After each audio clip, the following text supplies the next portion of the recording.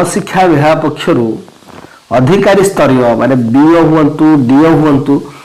प्रत्यक्ष भाव स्कूल परिदर्शन करेंगे एवं जो माने जाली शिक्षक बा नकली शिक्षक से धरपकड़ जोरदार करा जिवो। एहा सहित अन्य जो माने नॉन टीचिंग स्टाफ अच्छी से प्रमाण पत्र और से निजुक्तिर विभिन्न शर्तावली को भाव से निजुक्ति पाई सेगुड़ाक जांच करेंगे अधिकारी घटनास्थल में माने स्कूल को जाइए जांच करेंगे एभली एक यही कार्यक्रम को जोरदार करा जिवो बोली कि बंधु माने जना पड़ी एवं आपणकर जो 2 दिनिया प्रशिक्षण शिविर थिला ब्रह्मपुर जोन 8टी जिलार ब्रह्मपुर जोन रे एथिरे आपणकर गणशिक्षा विभाग मंत्री अनिल स्वामी रंजन दास एवं अन्य सचिव जी अच्छा विद्यालय गणशिक्षा विभाग सचिव एवं अन्य वरिष्ठ अधिकारी माने एथिरे जोग देथिले। एथिरे कुहा जायछि बंधु माने आपण देखि पारुथिबे एथिरे जिला शिक्षा अधिकारी और ब्लॉक शिक्षा अधिकारी मन को प्रत्यक्ष भाव में स्कूल परिदर्शन करने निर्देश दि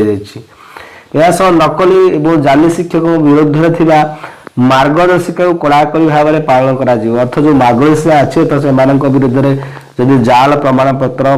धरा पड़ा जाली शिक्षक बोली से क्रिमिनाल प्रोसीडिंग विरुद्ध में चली हम से बहिष्कार कर फाइनेंशियल दंड दि जो मार्गदर्शिका अच्छी कड़ाकड़ी भाव में पालन कर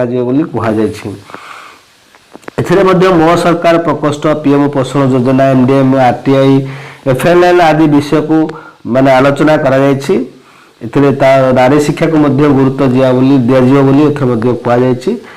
जो प्रशिक्षण शिविर होता विद्यालय गणशिक्षा विभाग अधीन में ब्रह्मपुर जोन 8टी जिले में प्रशिक्षण शिविर होता 2 दिनिया प्रशिक्षण शिविर एथिरे अधिकारी माने उपस्थित थिले आपणकर ऑनरेबल मिनिस्टर तो थिले तापरे सचिव थिले श्रीमती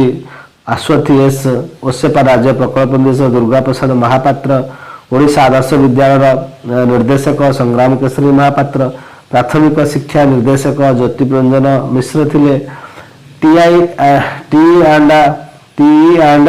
एसीआरटी निर्देशक मनोज कुमार पाढ़ी प्रमुख थिले। इथिरे जो प्रशिक्षण शिविर में ऑनरेबल मिनिस्टर कहते